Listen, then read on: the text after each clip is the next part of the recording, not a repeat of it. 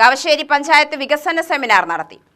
14ാം പഞ്ചവത്സര പദ്ധതിയുടെ ഭാഗമായി 2025-26 വാർഷിക പദ്ധതി തയ്യാറാക്കുന്നതിന്റെ ഭാഗമായാണ് വികസന സെമിനാർ നടത്തിയത്.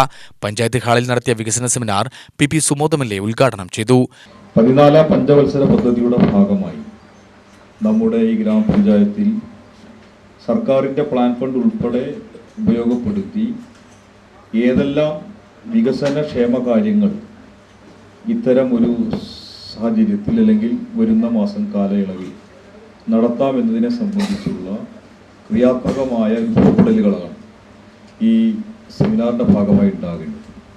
യഥാർത്ഥത്തിൽ നമ്മുടെ രാജ്യത്ത് 1951 ഈ പഞ്ചവത്സര പദ്ധതികൾ ആരംഭിക്കുന്നത്.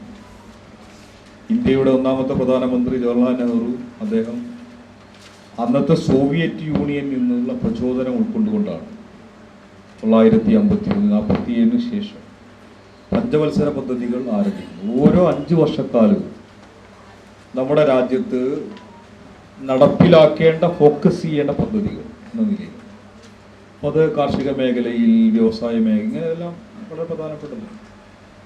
ഇപ്പോൾ നമ്മുടെ ഈ പാലക്കാട് ജില്ലയിലെ മലമ്പുഴ അണക്കെട്ടായാലും ബക്കാനങ്കൽ അണക്കെട്ടായാലും വിവിധ രാജ്യത്തെ ഉരുക്കു നിർമ്മാണശാലകളൊക്കെ ആയാൽ ഈ ഫോക്കസിന്റെ ഭാഗമായി വരുന്നത്. പഞ്ചായത്ത് പ്രസിഡന്റ് സി രമേശ് അധ്യക്ഷനായി.